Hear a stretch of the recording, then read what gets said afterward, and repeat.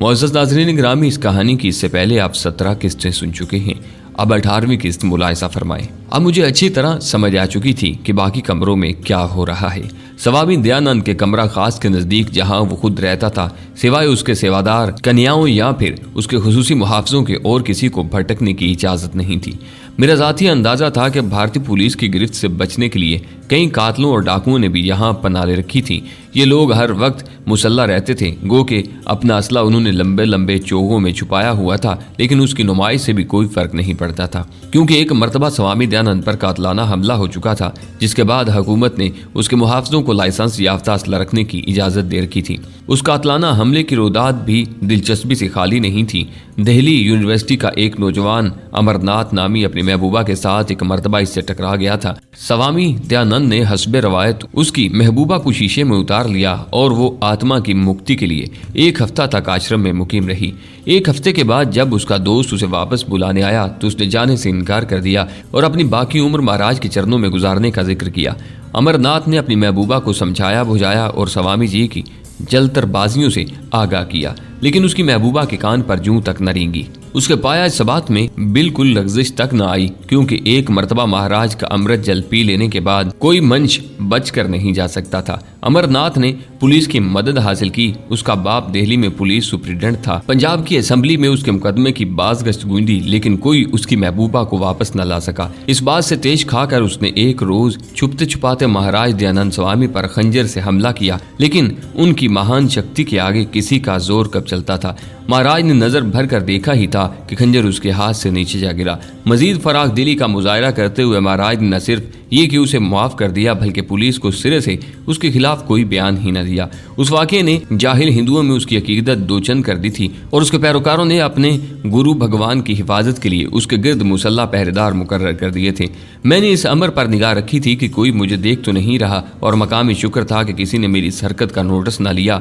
फिर भी मैंने वहां से फौरन हट जाना ही मुनासिब समझा और दूसरी तरफ चल दिया। अभी तक मुझे वो कुछ नहीं मिला था जिसकी तलाश में मैं यहाँ आया था। शाम तक यही शोरगुल बरपा रहा। शाम को फिर गुरुजी भाषण देने आन टपके। इस मरतबा लोगों की तादाद सुबह से भी ज्यादा थी और अमृत जल भी सुबह से बहुत ज्यादा पिलाया जा रहा था। मर्द औरतें वहशियाना अंदाज में उठ उठ कर रक्स करने लगते और लड़खड़ाते एक दूसरे से लिपट जाते। शैतान की रूह भी इस शर्मनाक ड्रामे को देखकर शर्मा रही थी। मैं ज्यादा देर उस मंजर की ताब न ला सका और उस कमरे में चला आया जहां भोजन प्रसाद मिल रहा था।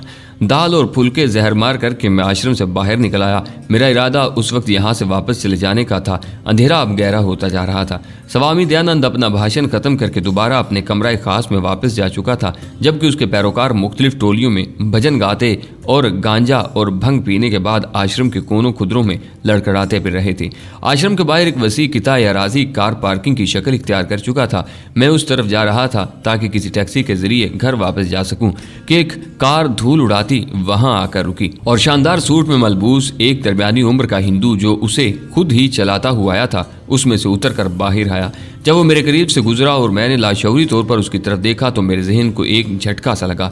शक्ल कुछ जानी पहचानी सी दिखाई दे रही थी। कौन हो सकता है ये? मैंने दिल ही दिल में सोचा और 2-3 कारों का चक्कर काट कर दोबारा ऐसा रास्ता इख्तियार किया कि जिससे मेरा और उसका सामना हो सकता था। इस मर्तबा नवार्द खासी रोशनी की जद में आ चुका था और जैसे ही उसके नकुश नुमाया हुए मेरा खून खोदने लगा। मेरे सामने भारतीय इंटेलिजेंस रा का मकामी ऑपरेशन कमांडर खड़ा था, मेजर भास्कर, जिसे उर्फे आम में चांकिया जी कहा जाता था।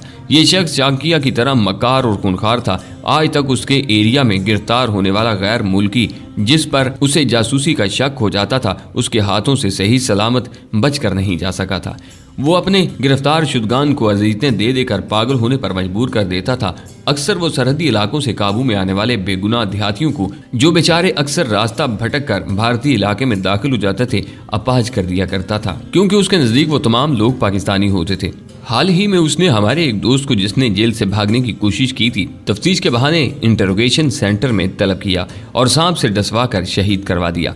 कागजी कार्रवाई में लिख दिया गया था कि वो तिब्बी मौत मरा है। मेरा जी चाहता था कि इसी वक्त इसे जान से मार डालूं। इसकी मौत जहां मेरे लिए एजाज था, वहां उन दर्जनों बेगुनाह सरहदी देहातियों की रूहानी तस्कीन का बायस भी बन सकता था जो उसकी जालमाना तफ्तीश की भीड़ चढ़ गए थे। एक मरतबा फिर मैं आश्रम की तरफ जा रहा था। मेजर भास्कर को एक मरतबा देख लेने के बाद अब मेरी घर वापसी का कोई जवाब बाकी नहीं रहा था। आश्रम के दरवाजे पर वो आने जाने वालों की भीड़ में शामिल हो गया। मैं भी उसकी नजरों में आए बगैर उसका पीछा कर रहा था। जब वो आश्रम में दाखिल हुआ तो मैंने स्वामी दयानंद के खास सेवादारों को उसका खुसूसी एहतराम करते देखा। वो सीधा महाराज के कमरा खास की तरफ गया था। उसकी शक्ल देखते ही एक मुहाफिज अंदर चला गया। चंद सेकंड के बाद ही वो बाहर निकल आया और उसने मेजर भास्कर को अंदर जाने का इशारा किया। अब स्वामी दयानंद के मुतल्लक मुझे यकीन हो चला था कि वो सिर्फ भारतीय रास्पुटीन ही नहीं बल्कि कुछ और भी है। मैं उन लोगों की भीड़ में शामिल हो गया जो उसके कमरा खास के बाहर भजन खुदा कर रहे थे। हंगामी सूरत हाल से निपटने वाला मखसूस छोटा सा जहर आलूद खंजर नुमा चाकू मेरा वाहिद हथियार था जो अक्सर खतरनाक मकामात पर मैं अपने साथ रखता था। मुझे इल्म था कि एक कारी वार इस भेड़िए के लिए काफ़ी है, लेकिन इतने भरे मजमा में ये कैसे होगा। मेजर भास्कर को देख लेने के बाद उसके खिलाफ मेरे दिल में पहले से मौजूद नफरत दो चंद हो गई थी। करीबन 20 मिनट के बाद वो बाहर निकला। उसके इंतजार की शिद्दत से मेरे आसाब तड़कने लगे थे और ये 20 मिनट मेरे लिए 20 सदियां बन गए थे। मैं जल्द अज जल्द कुछ कर गुजरने के लिए बेताब हुआ जाता था। हस्बे रवायत बाहर निकलने और दाखिल होते वक्त गुरुजी की दासियों ने उसके माथे पर चंद्रा और तिलक लगाया था, जिसने उसके चेहरे की खुनख्वारी और बदनुमाई को 4 चांद लगा दिए थे। उसे देखकर यूं महसूस हो रहा था जैसे सदियों पुराने दौर का कोई शाही जल्लाद कब्र से उठकर वापस चला आया हो। वो आश्रम से बाहर निकल रहा था और मैं दबे कदमों उसके ताक़ुब में था। इसी असना में मैंने अपना मंसूबा तरतीब ले लिया था और फरार के इम्कानात का जायजा भी ले लिया था। जैसे जैसे वो बाहर बरामदे के नज़दीक होता जा रहा था, खंजर मेरी गिरफ्त में मजबूत होता जा रहा था और मैं उसके और अपने दरमियान फासला कम करता जा रहा था। जब मेजर भास्कर बरामदे के उस हिस्से में पहुंचा जहां बिजली सप्लाई करने वाला मेन स्विच बोर्ड लगा था, मैंने फुर्ती से एक गमला उठाया और स्विच बोर्ड पर दे मारा। दूसरे लम्हे लाइट ऑफ हो गई। मेरे अंदाजे के मुताबिक वो अचानक पेश आ जाने वाली सूरत हाल से बुखला कर वापस पलटा और मेरी जद में आ गया। उसके खिलाफ मेरे दिल में समाई नफरत सिमट कर मेरे बाजुओं में आ गई थी। मैंने ट्रेनिंग का बेहतरीन दाव आजमाया और उसे फुर्ती से काट कर फेंक दिया। खंजर उसके दिल में पवस्त होकर अपना काम मुकम्मल कर चुका था। मैंने उसे बाहर खींचा और ओढ़ी चादर में उसे छुपा लिया। मेजर भास्कर मरते हुए जख्मी दरिंदे की तरह टकरा रहा था। अभी वहां किसी की आंखें इस काबिल नहीं हुई थी कि अंधेरे में हमलावर को पहचान सके। बरामदे में मुश्किल 6-7 मर्द और औरतें मौजूद थे, लेकिन वो भी हमारी तरफ मुतवज्जा होने से रहे। उसके नापाक खून की सिर्फ छींटें मेरी चादर पर गिरी थी। इसके अलावा मेरे कपड़े बिल्कुल महफूज थे। मैं अंदाजे से चंद सेकंड बाद ही आश्रम से बाहर आ चुका था। इसी असना में अंदर खलबली मच चुकी थी, क्योंकि भास्कर की चीखों पुकार ने कुछ लोगों को अपनी तरफ मुतवज्जा कर दिया था। लोग दीवाना वार बाहर की तरफ लपक रहे थे और धक्कम पेल में एक दूसरे को पांव के नीचे रोंद रहे थे। जब तक स्वामी दयानंद के चेले मछले रोशन करते, मैं भागने वालों की भीड़ में वहां से काफी दूर निकल गया। अपनी चादर मैंने आश्रम के करीब नदी में फेंक दी थी, जिसका तेज रफ्तार पानी उसे दूर बहा कर ले गया था। खुद एक मोटरसाइकिल सवार से लिफ्ट लेकर सड़क तक पहुंचा और एक लारी के जरिए लुधियाना आ गया।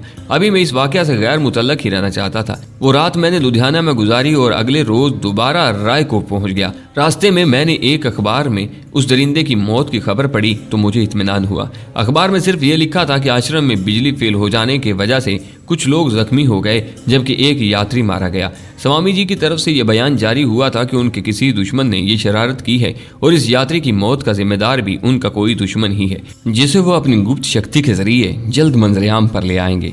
इंटेलिजेंस ने बड़ी चालाकी दिखाई थी और मेजर भास्कर को आम शहरी जाहिर किया था, लेकिन ये खबर छुप नहीं सकती थी, क्योंकि उस रात सिक्योरिटी हुकाम ने जिला भर के स्मगलरों के अड्डों पर छापे मारने शुरू कर दिए थे और सरकर्दा स्मगलरों की गिरफ्तारियां शुरू हो गई थीं, जो इस बात का वाज़ेह सबूत था कि खुफिया पुलिस को यकीन था कि मेजर भास्कर का कत्ल मुल्की या गैर मुल्की साजिशों का नतीजा है। मेरे घर पहुंचने तक यह खबर सारे रायकोट में फैल चुकी थी, क्योंकि स्वामी के आश्रम से मुतल्लक पहले ही बहुत सी बातें पुरस्कार तौर पर लोगों में कही सुनी जाती थीं और ऐसी बातों में लोग ज्यादा ही दिलचस्पी जाहिर करते थे। मैंने घर वालों को यही बताया था कि मुझे इस वाक़े का इल्म अखबार के जरिए हुआ है।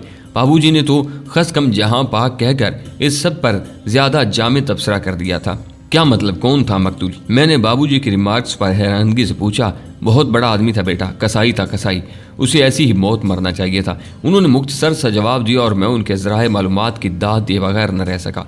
उन्हें शायद रात ही मेजर भास्कर के कत्ल की इतला मिल गई थी। मैं उनके नक्सलाइड होने की इतला के बाद से खासा मोहतात हो गया था। मैंने उनका एतमाद इस हद तक हासिल कर लिया था कि मेरे मुतल्लक वो शक में मुब्तला नहीं हो सकते थे, लेकिन इंसानी जहन का क्या भरोसा, किसी भी लम्हे भटक जाए। मैंने इस मसले का हल भी अब ढूंढ लिया था, लेकिन अभी मुझे वक्त का इंतजार था।